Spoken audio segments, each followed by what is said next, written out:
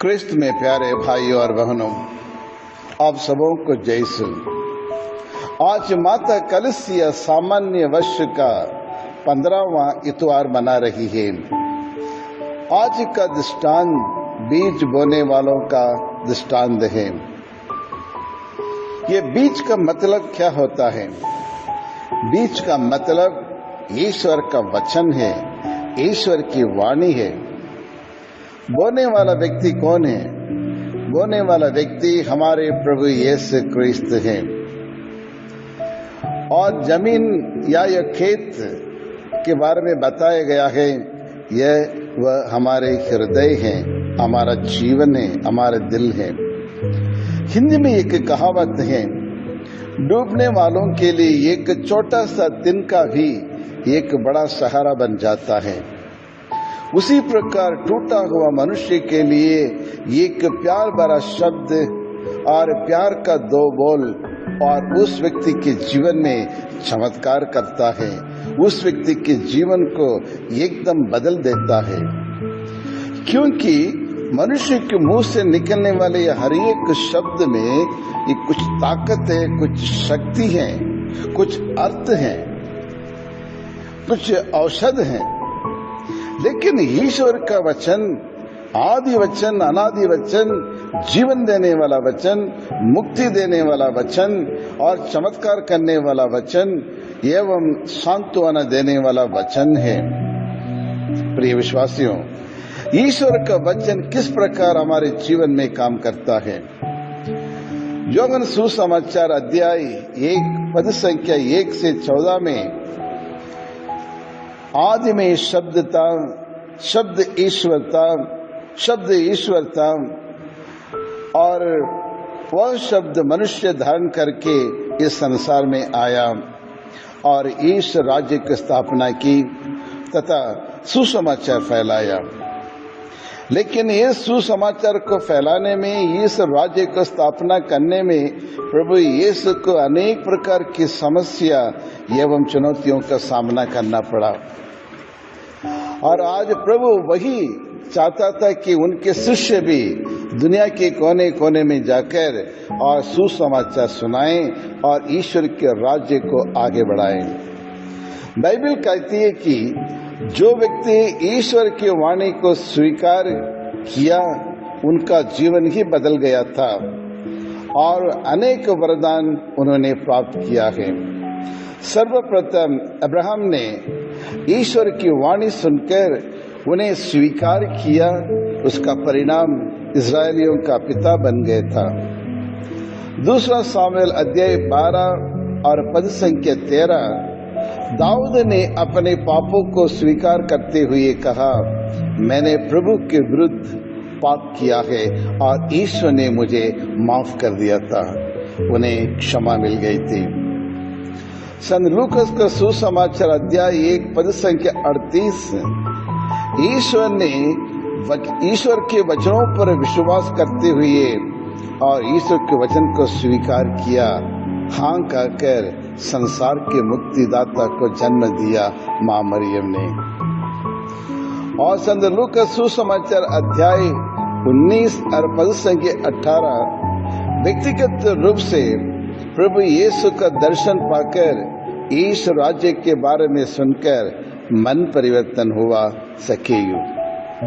और इतना ही नहीं, और प्रेरित चरित्र अध्याय 2 और पद संख्या 40, पुनर्जीवित प्रभु यीशु के वचनों को सुनकर कई यहूदी लोग मन फिराव करके बपतिस्मा ग्रहण किया और ईश्वर के चेले बन गए। क्रिस्त में प्यारे भाई और बहनों, किसी एक गांव में एक परिवार अच्छे भले अपना जीवन यापन करते थे, लेकिन पति पत्नी के बीच में कुछ बातों को लेकर आपस में लड़ाई झगड़ा शुरू हुआ धीरे धीरे, और वो लड़ाई बढ़ते गए। एक दूसरे पे शक करने लगे, एक दूसरे के ऊपर आरोप लगाने लगे और इसी तरह कई दिनों आपस में लड़ते गए। और ऐसे एक समय आया जब एक दूसरे को, पति पत्नी एक दूसरे को देखना भी नहीं चाहता था। और इसलिए उनके पति घर आना कम हुआ। कहाँ जाता है, क्या करता है, कुछ समझ में नहीं आया और अपनी पत्नी से बोलता भी नहीं था। इस प्रकार 1 महीना, 2 महीना, साल भर हुआ और धीरे धीरे दोनों को संबंध में इकट्ठा होने लगा। कुछ दिन के बाद, कुछ महीनों के बाद और उस परिवार का मुखिया पति आके कहने लगा पत्नी से, और मुझे तलाक दे दो, मैं तुम्हारे साथ जीना नहीं चाहता हूँ, मैं अलग होना चाहता हूँ। लेकिन 2 बच्चे के माँ होने के नाते और कैसे मैं आपको तलाक दे सकता हूँ? ये तो जीवन भर आपके साथ रहने के लिए मैंने वादा किया है, कसम खाई है, और बच्चे बड़े हो रहे हैं और मैं कहाँ जाऊंगी, क्या करूंगी, इसलिए मैं तलाक नहीं दे सकता हूँ। लेकिन पति देव इसको मानने को तैयार नहीं। बार बार उसको सताना, दारू पी कर आकर उसको मारना, पीटना, घसीटना, घर से बाहर निकालना, इस प्रकार की कई प्रकार की घटनाएं करती रही। और उस महिला निराश होकर और अपने जीवन को खत्म करने के लिए, खुदकुशी करने के लिए उन्होंने कोशिश की। लेकिन किसी के कारण और वह उनके मालूम पड़ा कि और गिरजाघर में जाकर प्रभु यीशु से प्रार्थना करो, निरंतर प्रार्थना में जाया करो, तब तुम और तुम्हारे जीवन में और वो खुशी वापस लौट आएगी और तुम्हारा पति तुम्हारा कहना मानेंगे करके किसी ने उनको आज एडवाइस दिए। और वो भी आए, चर्च में आए और मुझसे बात की और उसी दिन से मैं उनके लिए प्रार्थना करना शुरू किया। जब वो आती थी तब उसके सिर के ऊपर हाथ रखे मैं प्रार्थना किया, तब परमेश्वर ने और एक वचन दिया था उनके लिए। योशुआ ग्रंथ अध्याय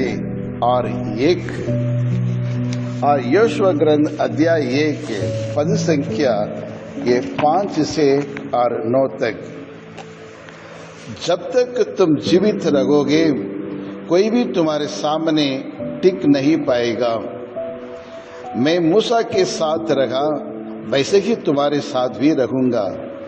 मैं तुम्हारी सहायता करता रहूंगा और तुम्हारा त्याग नहीं करूंगा। इसलिए दृढ़ बने रहो, ढाढ़स रखो, क्योंकि और तुम उस देश पर और उस परिवार को लोगों के लिए अधिकार करोगे।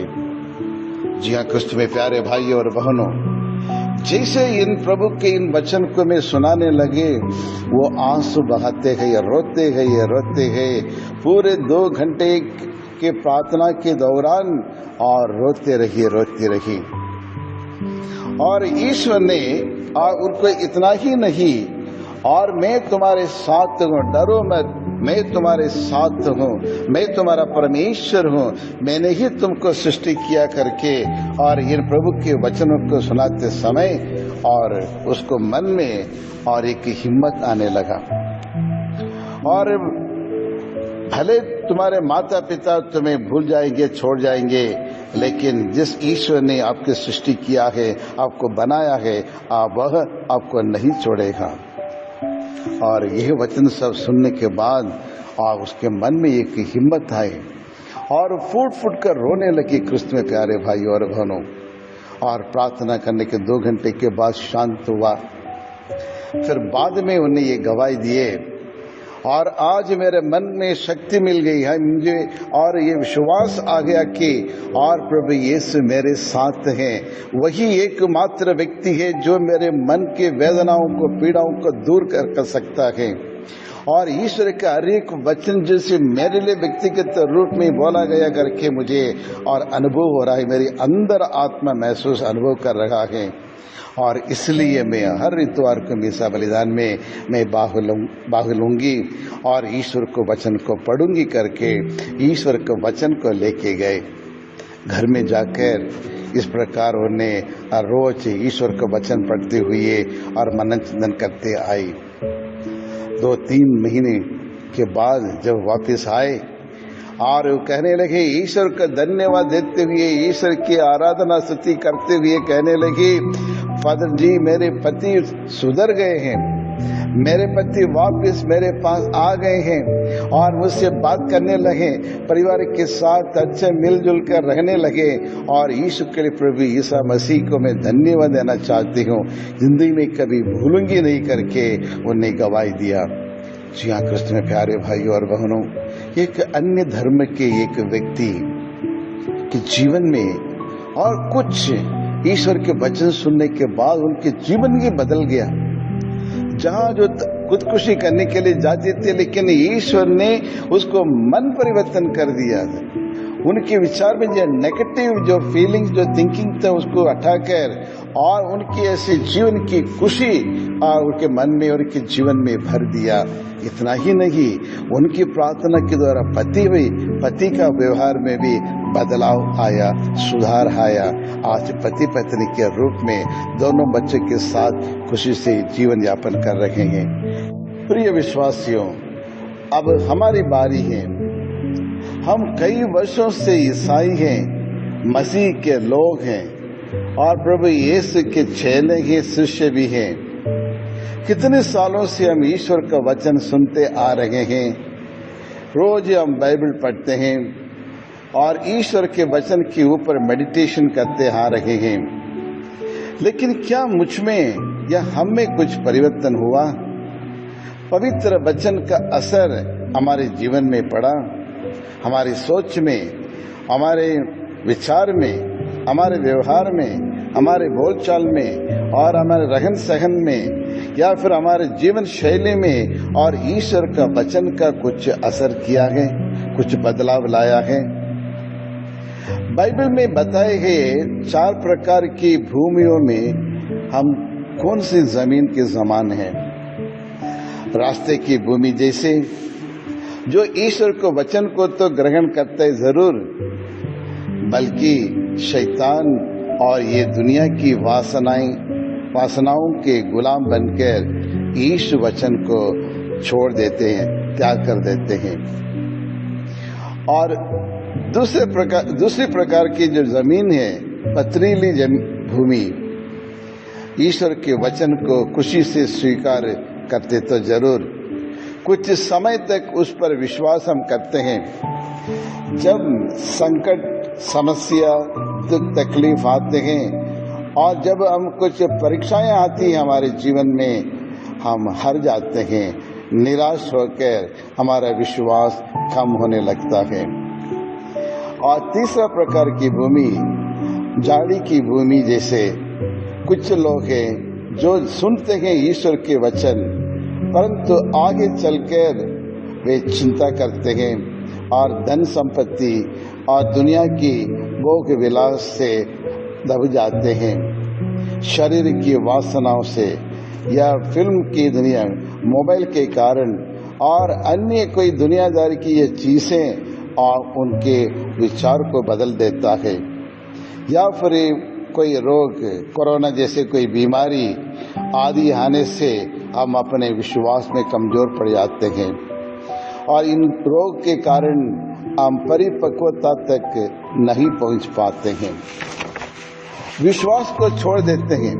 हम में से अधिक लोग इस कैटेगरी के भूमि के समान हैं और इसलिए संत पौलुस कहते हैं, फिलिपियों के नाम संत पौलुस का पत्र अध्याय 4 और पद संख्या 6, किसी बात की चिंता मत करो, हर जरूरत में प्रार्थना करें और विनय तथा धन्यवाद के साथ ईश्वर के सामने अपना निवेदन प्रस्तुत करें। जी हाँ कृष्ण में प्यारे भाई और बहनों, अच्छी भूमि जैसे कुछ लोग हैं जो सच्ची और निष्कपट हृदय से ईश्वर को वचन को सुनते हैं और सुनकर सुरक्षित रखते हैं अपने मन में और अपने धैर्य के कारण वह कई गुना फल देते हैं। हम में से हर व्यक्ति इस अच्छी भूमि के समान बनना है और हमें हर क्रिस्तीय लोग 100 गुना, 70 गुना, 30 गुना फल और देना चाहिए, उत्पन्न करना चाहिए।